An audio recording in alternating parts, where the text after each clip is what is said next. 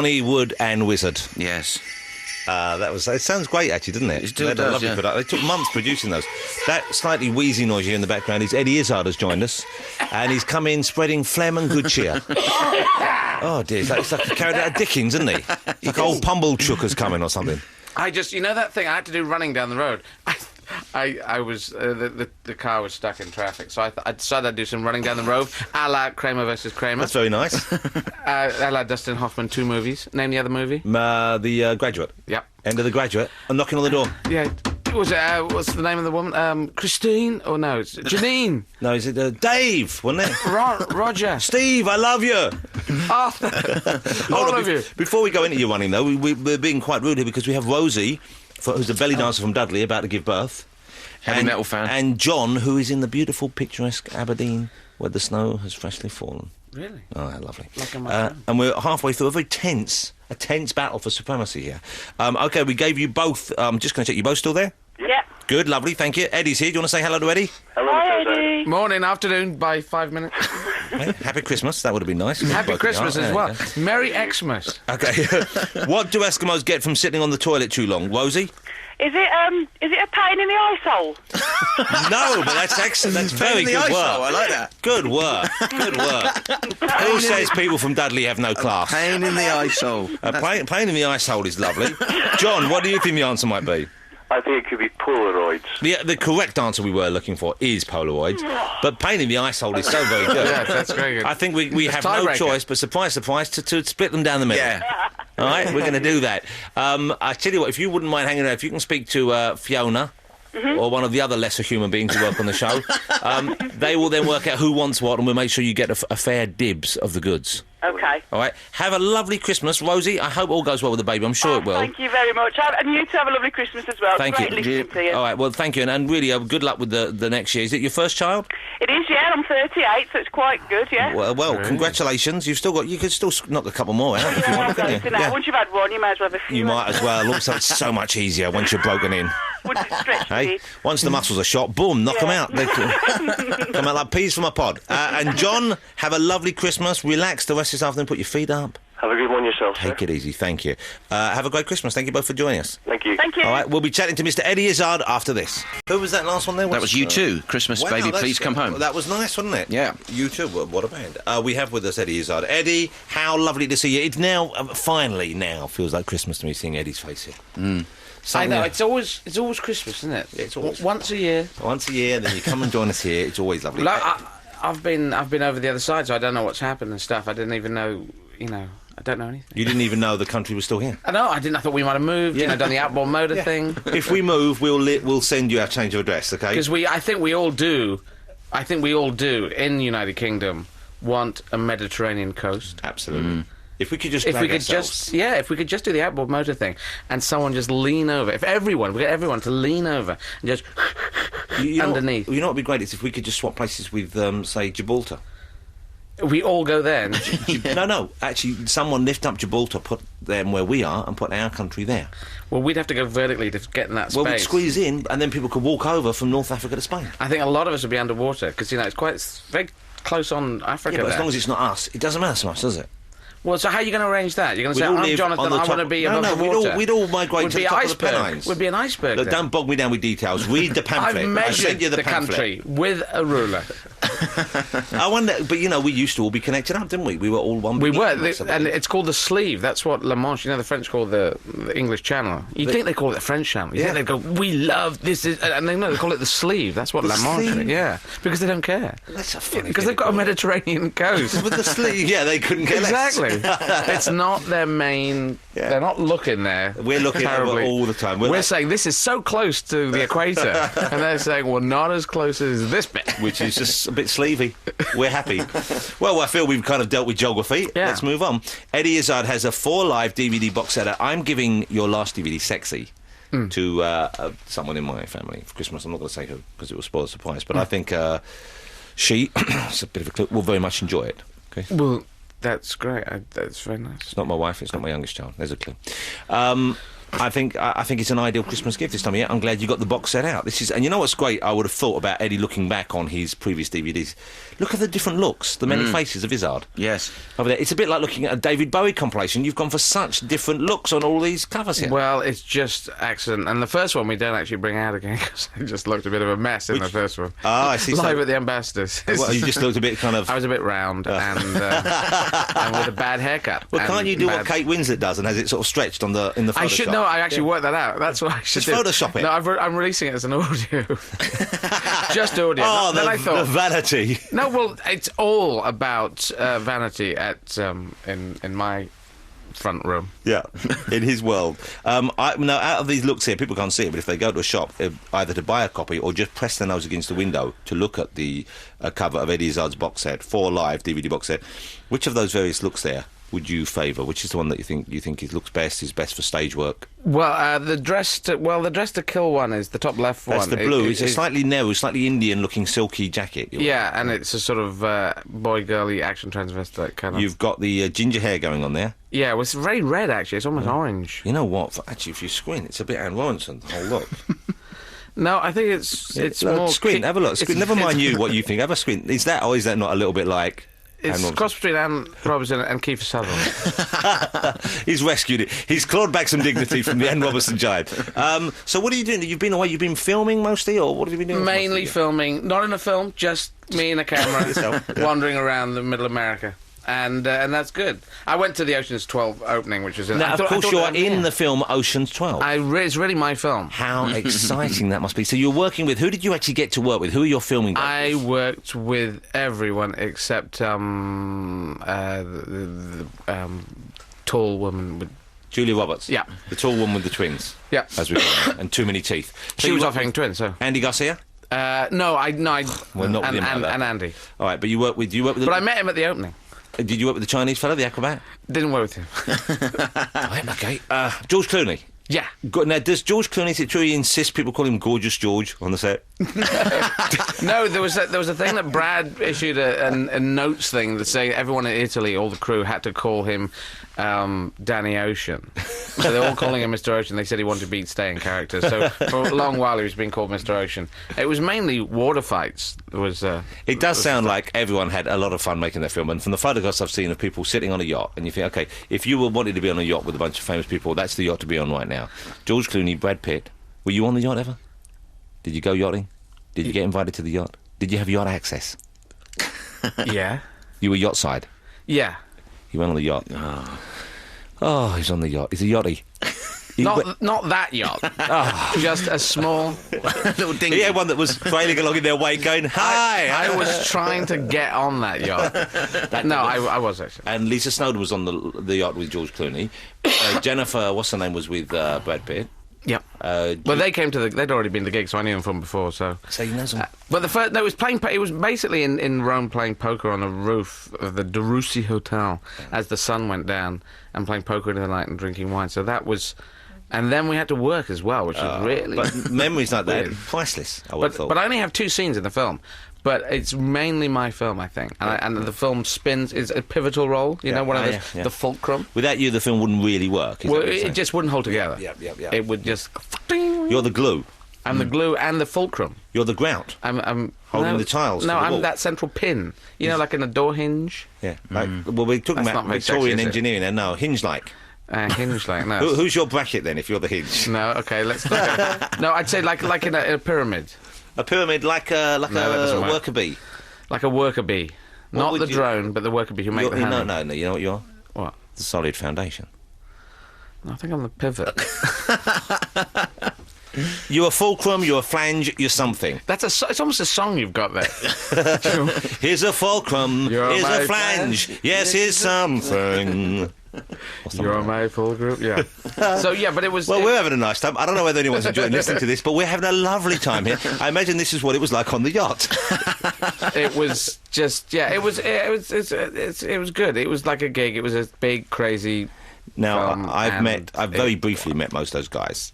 And I thought George Clooney, the 2 or 3 times I met him, one of the most decent men I've ever met. I mean, just a thoroughly decent human being. Yeah, he's very generous and chill. You know, he's a great host. You know, because he looks after also the people working around, so that it's not like it's just all in one group. It's just the people who were driving things around. He made sure he looked after people. So, it was just, it's ridiculously nice to be there. And I would imagine there's pretty much every chance that film will be a huge hit. It would be a big surprise to everyone if it wasn't. So, in terms of your career, that's quite an important part to get, isn't it? Well, yeah, but there's 93 people in it, and I have 2 scenes. So, but it's just fun to be there. I don't know quite what it spins out of, but yeah. But do you keep an eye on your career in that way? Do you think, okay, well, if I do this might lead to that? Or is it very much what comes up that grabs your fancy? Totally. No, I have to be. If you're transvestite, you can't wing it. You keep saying you're transvestite. Eddie, we know you're not a transvestite, right? No. Listen, we know that was a cool gimmick when you first started out, fine. No, I have not seen you wearing high heels or a skirt for about 8 years. No, since last year, where you tried to grab me boots. You didn't have... you did normal boots on, normal boots and breasts. So what's that? That's not transvestite, that's a plumber? What is that? Where's my scarf? I'm going to fashion myself a pair of breasts and show you how easy it is. You never got anywhere near them. I've had a lunge again. I didn't get... And how short your memory is. Yeah, I forgot. You know why? Because I'd wiped that from my memory. I know. The time before you said I was not a transvestite, and I said it's weird being on a television show trying to persuade people that you are a transvestite. Well, I never thought that would be... Isn't it nice the way things have shifted? I know. I really am, please. Well, OK, so... You're inning me. I'm inning you again. But presumably, I would have thought, though, you're delighted with the way things are happening because you have got, it seems to me, remarkable careers going on just about, the live gigs do fantastically well for you, the DVDs sell great, and then you've got that you have an actual movie career. Well, I'm trying to, it's not. I'm not a logical choice. I'm not at the top of the list. I'm in the sort of middle to. But you're in cool films. You're always in cool films. Well, I try to do good stuff rather than doing the monkey's leg, thing, or what's that? Is kill that a Freddy with a stick. I haven't quite done. Do you get offered bad films though?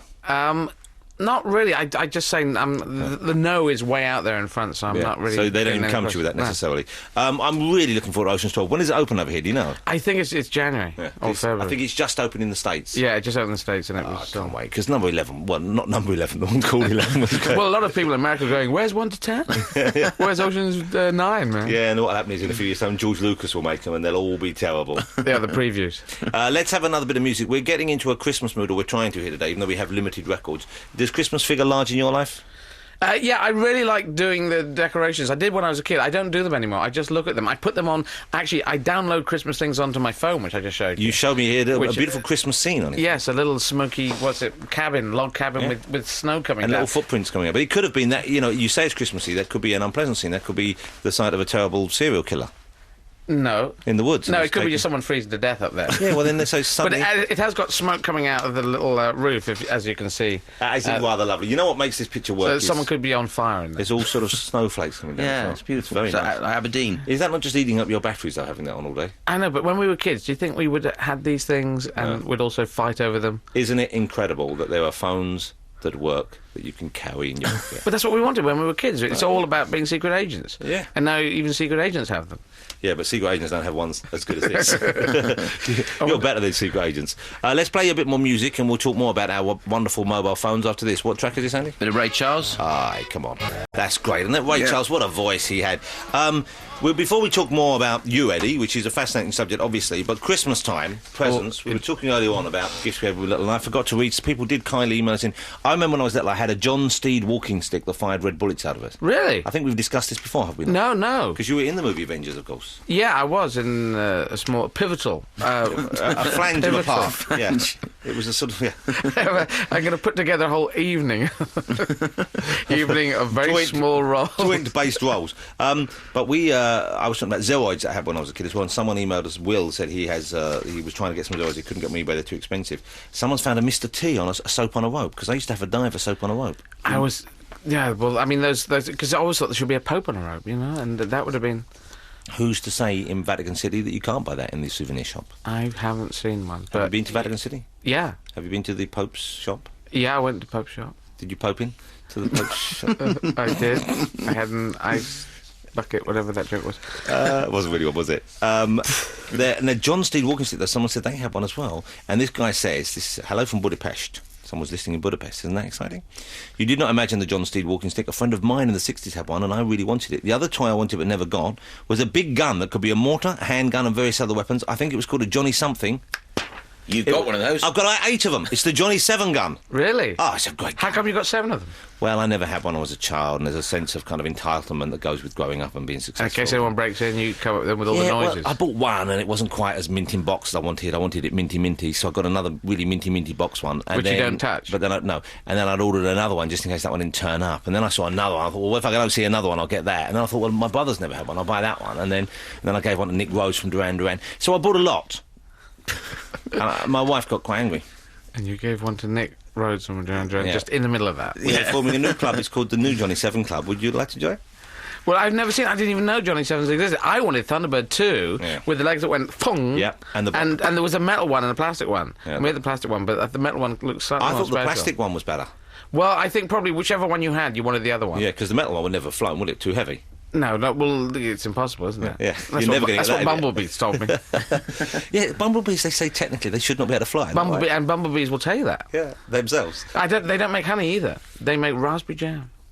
You see, BBC educating as well as entertaining. Educating and lying. I wonder if there are children listening in who actually have taken this down as well. Well, because I go on about bees because I'm really kind of fascinated about them because without them we just wouldn't exist, because they do. Is this true? Well, they do shagging by proxy for the flowers, don't they? Yeah, well, that's because they come in and they rub pollen on their knees. I thought you were going to say they collect their rubbish or something like that. I thought there was maybe a big job they do. But no, that's it. So the oxygen turns into the carbon dioxide. But I'm sure that other animals could help. I mean, some trees. Well, what badgers? The wind throws seeds around and they pollinate like that. Yeah, well, probably some of them. But without the bees... No, okay, we'd be no fine flowers. about the bees. Don't panic. If there's a bee drought, we'll be fine, all right? Bees are just so good, and they die, you know what, they're die protecting honey. I really like the look of bees, though. They're really cute looking. They're really sweet. Wasps... I ate them. But bees... They do. No, once you know that bees are just much better. And also, do you know that it's only us and bears that eat honey? Is it true? Is it? Well, name another animal that you've seen guzzling honey. I'm sure monkeys like honey, don't they? If you gave them a monkey. The monkey honey, all those pictures of the monkey. Yeah. Actually, monkeys do like honey, and some monkeys pick tea. Pick tea? They pick tea. And then they grind it, and then they're trained by monks to pick tea in places where humans can't go to get the tea. They send monkeys out to get it. Yeah. And they come back with works of Shakespeare done, all typed up. They go, no, we wanted honey, not Shakespeare. That's just a statistician's nightmare. Oh, wouldn't that be nice? I wish I had a pet monkey, right, who could not only make tea and honey and milk for me, but also he had a pet bee on a lead. Yeah. And then who could type Shakespeare. We'd be completely self-sufficient, according to Eddie. Do you have any pets, Eddie? I have one pet bee. Does anyone keep bees as pets, do you think? Well, a beekeeper came to my gig and gave me honey, which I took home, because we take it home, we put it in our shells, and we don't touch it ever. Oh, I love honey. Do you eat honey? Oh, man, I eat honey all the time. You're the one. Yeah. You are the one that's keeping bees going. You think honey's not popular? Just you. You name other people. God, this is controversial. This is like sort of like. There's you. There's Baloo the bear. I put it to you. Honey's very popular in the United Kingdom. I've bought it. All right, hold it. Out there, show of hands. Who loves honey? Honey. And you use it all the time regularly. Well, one and she's they're lying. They work for you. Do you like honey? I don't mind a bit of honey. I'm still trying to work out other animals other than a bear and a bee. There's some other animal that eats honey. Bees don't eat honey. They just make it. They've up to here with honey. They go, I don't want to touch. It's like if you worked at a chocolate factory. Yeah, exactly. Don't show me a Kit Kat. I'm sick of the bloody sight of them. They just don't want it. There'll be other animals that eat honey, though. I just like the idea of drones. Worker drones? Yeah, just because they just... What's the difference between a wasp and a bee, then? Well, wasps, they're, and... Wasps have nothing to do. Yeah, lazy. Yeah. Wasps are like bees. Wasps are like the Sturmabteilung of the Nazis. Whereas... where bees are more like... the Free French. Yes. Yeah, actually, you know what? You could see a bee in a beret, couldn't you? Yeah. A little beret and a little pair of stockings. Stockings? Where are the stockings? French ladies. Come see. Let's have a bit more music. Hello, someone's just coming away. Honey fans are bursting in. Yes. Dermot O'Leary has come in to no doubt speak passionately on behalf of honey. Yes. Yeah, you see? He's the other animal. No, it's not honey. It's not honey. Chutney. Chutney. Oh, I see. Well, chutney, yeah. No, they make chutney, don't they? No, what was it? Bovril. I like Bovril. No, I hate Bovril. What's the difference between Bovril and Marmite? What? One's spelt with a B. We are covering so much ground today. It's amazing. I suspect only Stephen Hawking can keep up at home, and even he is actually storing this on his hard drive for later analysis. Yeah. String theory. Have you read the book? Did you read Brief History of Time? I've got the feeling that when you get past about page 50, which no one really gets past, when you get past, they just reprinted like the famous Fives adventure or something. Because no one really has. Have you finished it? No, I got stuck in the I got middle. back page 45 and I thought, well, I'm almost with you so far, but I'll be honest with you, I've come to the conclusion I don't need to know this. I'm waiting for the film. Yeah. Or the cartoon. All right, let's have some more festive music. We're with Mr. Eddie Izzard. We have been joined by Holly Hunter. Ms. Holly Hunter is with us. Holly, thank you so much for joining us. Oh, my pleasure. We've got Eddie Izzard, we've got Holly Hunter, there's Andy, there's me. What more could you want in your Christmas stocking? I don't think there's anything you could possibly ask for. Just cash. If you didn't just be really Yeah. right, now, I don't know if you two have met before. Have you met? No, most we haven't. No, we haven't. I really think Holly should keep doing acting because I'm a huge... but saying fan stuff is just really bad, but I just... Keep going. Tell me more. Yeah, I just really, you know. Eddie normally claims to have met people, but it's only that's why we brought you in, because he would otherwise he'd have said he'd been on a yacht. No, I was really He claims hoping... he's got this career going on. We don't see the movies often. They don't get released over here. He claims he's working all the time. Have you seen Incredibles? Incredibles is fabulous, and largely due to the vocal performances. And Holly's voice is so distinctive in it. Yeah, no, I didn't realise you were in it until I was watching it. I was going, that's you. And it's just... Isn't it ridiculous how great it is? Yeah. It is. I know it is ridiculous because I thought I mean, I was dragged along, and there was a friend who was going for the second time, and I think his daughter was going for the third time, and I would go back. I'd see it at least two more times. You know, I love it. It's just because the story. They just really worked the story. You know, the story all hangs, and it plays all the things and the characters. How old is your daughter? It wasn't my daughter. It was his daughter. He stole someone's daughter to get into the... She's 10. She's 10. He's known for it, hasn't he? And she loved it. Yeah, she's just so loved. But I loved it like a kid and like an adult. You hit an adult kid. The whole story works. How's it playing? The fact that the daughter in it can't get her force field so going. perfect. It's just...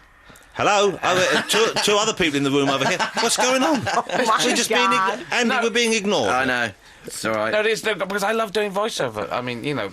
Well, have you done a cartoon ever, Eddie? No, I played It and the Five Children. I haven't seen that because it came out and I thought, oh, good, I'll get this. I'll go and see this. And I saw it was advertised as a DVD and I bought it. And it wasn't the film, it was a TV version that came out a while ago. Yeah, so I didn't get to see the feature film. But was it good? Were you pleased with it? Yeah, I'm. You know, I was allowed to do this as a kid's story, and I played this cross between a sand ferry. Is that strange? Edith Nesbitt, who did the Railway Children, and it's cross between a sand ferry and a walrus. He lives on a beach, and they find this thing, and he can give wishes that disappear. What? Typecast again.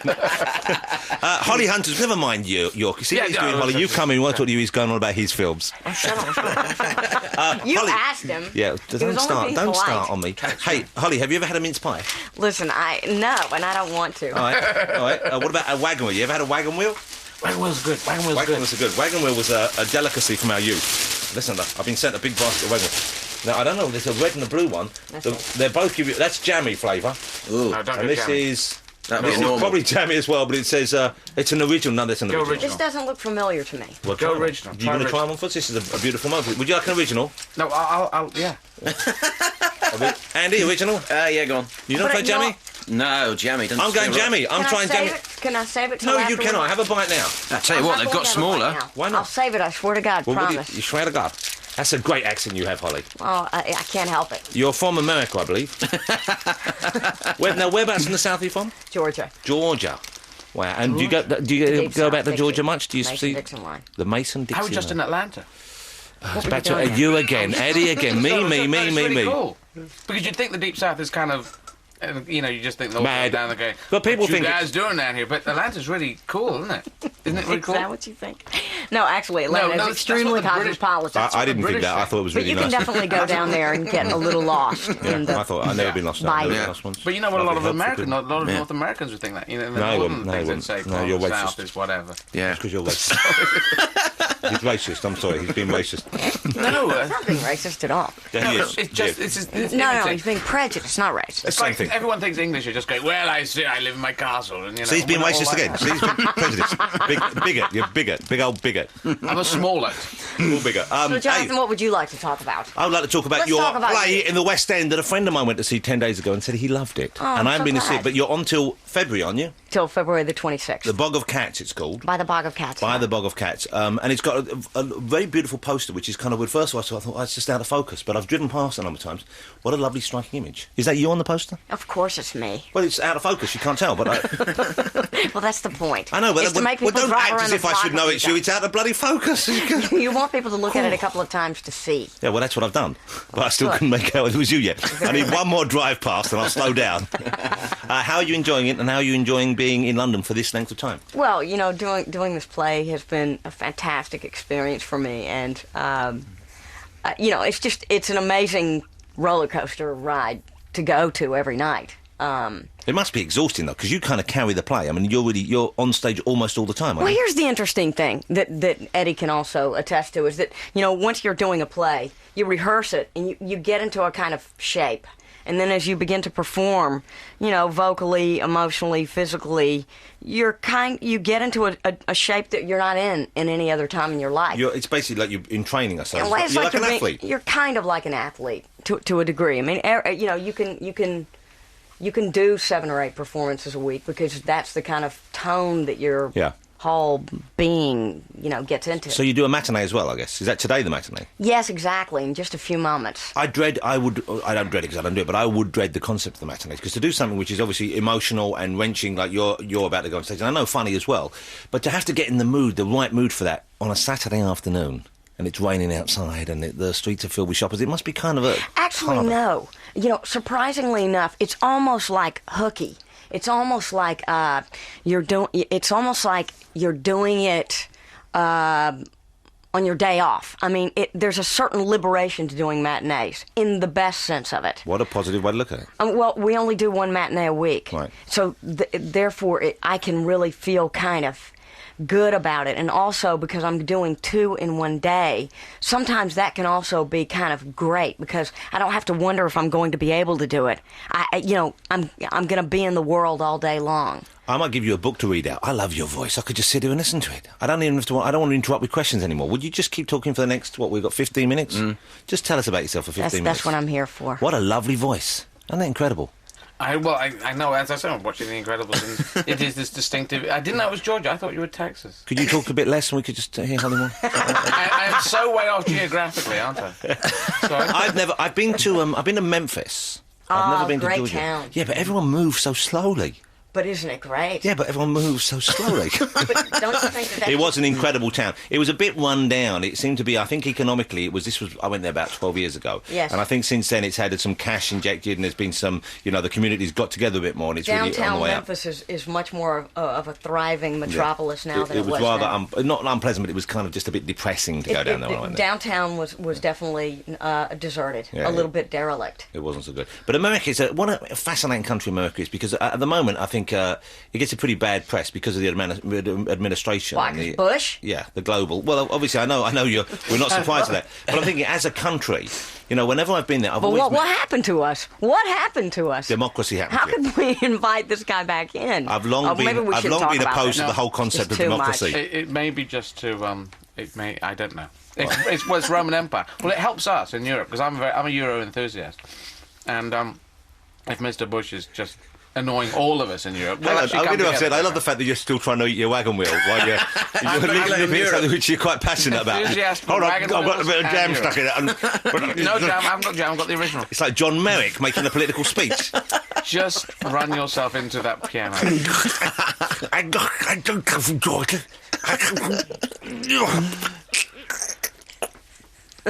And continue. But no, America gets a rough deal, I think, because the people, I've met one of there, have always been lovely. I mean, I've always met lovely people. I've always been made to feel welcome. I've always enjoyed my stay in the country. And yet when you get away from the distance and you see what's happening in terms of their foreign policy, it seems kind of like, obscene and quite loathsome. It's a really weird... Well, I think there's a problem. There's a logic here that if you have a more right-wing government get in, if you get Republicans get in, they tend to be very protectionist, and it's quite an aggressive foreign policy of stay back, we're here and we don't want people coming in. It's very unilateral. And when the Democrats get in, they don't do the inverse of coming and bringing Smarties and sweets to everyone and candy and saying, they don't do that thing because it wasn't their fault. They weren't doing the Republican So they almost feel like, So they just come in and say, hi, sorry about that, I don't know what was going on there, and we're now doing handshakes and stuff. But it's just, we don't notice it so much. When the Democrats are in, there's not so many waves, and when the Republicans get in, tend to be more waves. So we just feel generally that there's more waves happening. We don't notice the sort of up and down thing on it. What a fabulous answer, and I would like to offer you another wagon wheel by way of thanks. What's your favourite Holly Hunter film? You'd have to at the top of your head. I have 3 or 4. I loved you in Broadcast News. Broadcast News, yeah. Raising Arizona, though, was a fabulous movie. You've never seen And Raising Arizona? You haven't seen Raising Arizona? What's wrong with you? I know. For a treat. But there's always one or two that just... But you know what? You're in for a treat. I mean, that is one of the Coen But brothers' I would best recommend movies. anyone just to go and see you in anything. Hey, you remember this one? You just really... You remember that film? The Bad Piano Player? Yeah, the piano. That was a film. That was a great film. The piano. You don't have to play it. Holly plays the piano beautifully. Listen to this.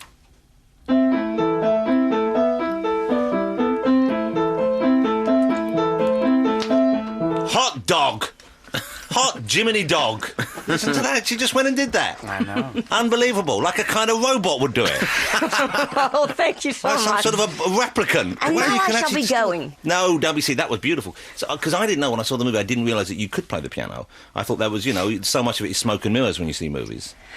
Well, it is weird. Did you play the piano beforehand? Yeah. Oh, you can't learn that fast to play that well.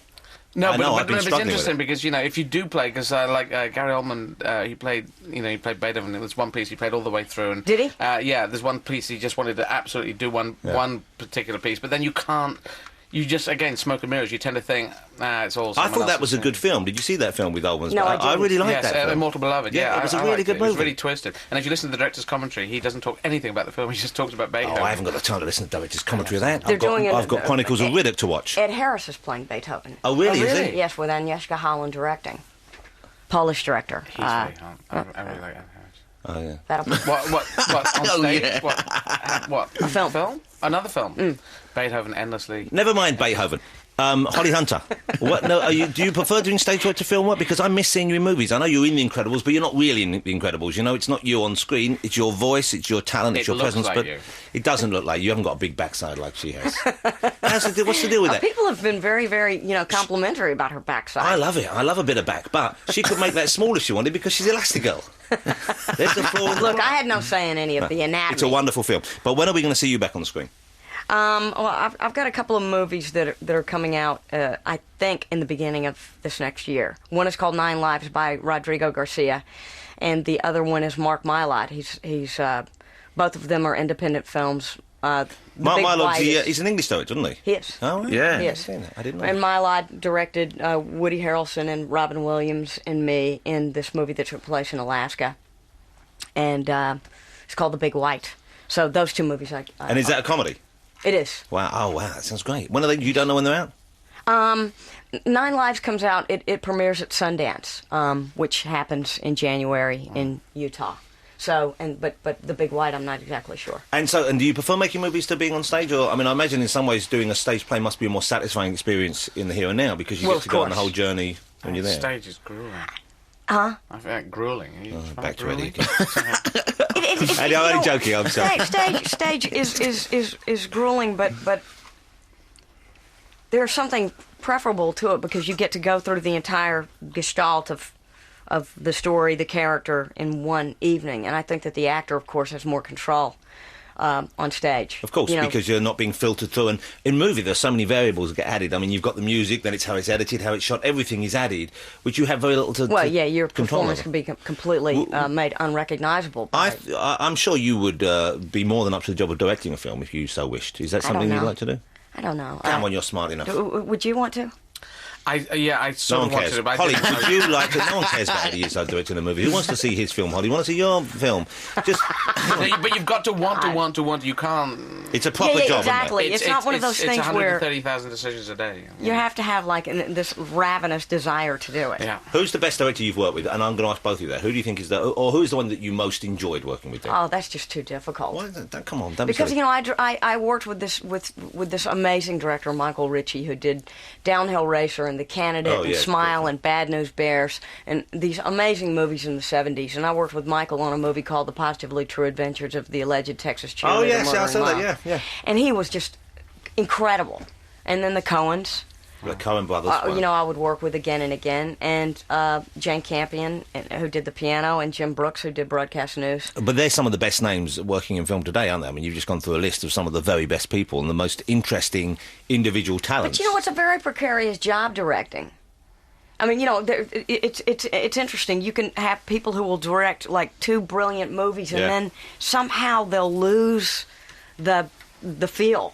They'll have a little window of movies that are amazing or really, really good. Yeah. And then they can never recapture. Well, Peter Bogdanovich, The Cat's Meow, which is under that pile of thing there, doing a final what's Needless to say, it's got Eddie in it. That's why we're talking about that again, Holly.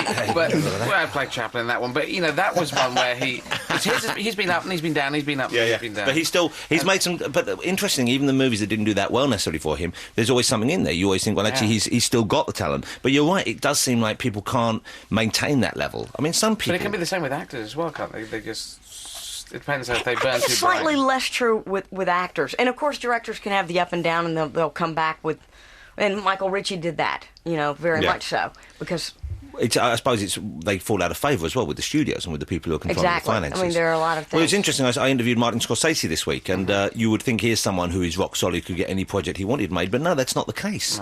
No. He still has to make sure he's got the right cast in place that the money men will agree to, and they sort of sit on him and make sure that... And you would think they would say, yeah, Scorsese, write your own cheque, do what you want, but no. It is a business thing, and if you're making the dollars come in, then you'll actually get locked into that weather, so you can only do these movies now. If you're just making the dollars come in, then you're just going to do that. If you're doing these comedies, then that's all we allow you to do. Yeah. So you really have to be clever to put moves into your career. Yeah, Michael Bay might have an easier time raising, the Michael Bay, but he directed Pearl Harbor. One would hope that he was not Scorsese. employable for some time now. Did you see that film?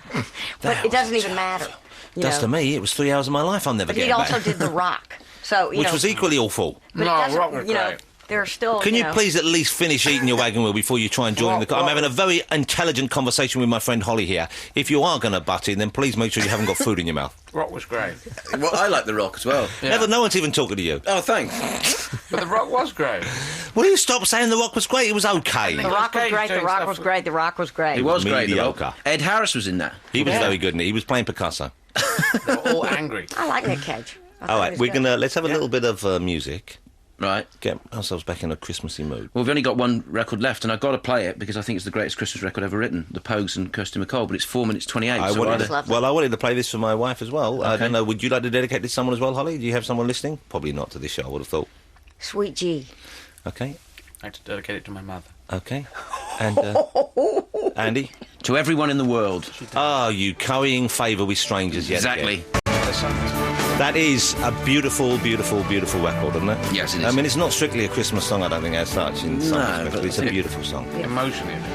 Eddie, thank you so much for joining us again. I hope you have a lovely year ahead. And no, don't be silly. You're so welcome. And January, when I come back from the States, I'm off with my family for a little while. Let's go and see Holly's play, because I haven't seen it yet. I've heard wonderful things about it. It's called By the Bog of Cats. What theatre is it showing at again? The Wyndhams. The Wyndhams Theatre, which is a lovely theatre right in the heart of London's glittering West End. No, I want to see it, but I don't want to see it with you. Why not? What's wrong with that? Why would you not want to see it? I don't think from Holly's point of view, she wants to know that 2 twins are in there. We don't. Hey, let's go in disguise. Let's go dressed like the calculus twins from Tintin. Bowler hats and beards, and no, she need never know. No one will notice. Yeah, 2 bowler-headed. And then afterwards, we'll all go out for some wagon wheels. Excellent. Oh, God. That's a pretty good evening. This is really... Last time I went to a theatre, I sat down and Harold Pinter was in. And I was sitting next to him, and he excused himself, got up and sat at the back, rather than sit next to me for a whole play, for fear I would make inane comments and no, but that's a playwright thing. Yeah. Like stand-ups, we never sit down when we're watching other stand-ups. Yeah, you're being very kind there. No, it's what you got to do. You got to stand up and move about. Yeah, but as he stood up, he said, "I'm not sitting next to that bloody idiot." So I don't think it was just that. I think there was something else. And then there was a Pinterest silence. No. Had he directed the play? No, bloody cheek. Listen, don't start me on that. You're spoiling my Christmas, Holly. Thank you so much for coming. Good luck with the matinee today and the show tonight. Thank you so much. Have a lovely Christmas. And you at home, have a lovely Christmas as well. We'll be back. Mark Lamore will be looking after you for the next couple of weeks, and we'll see you in the new year. Take care.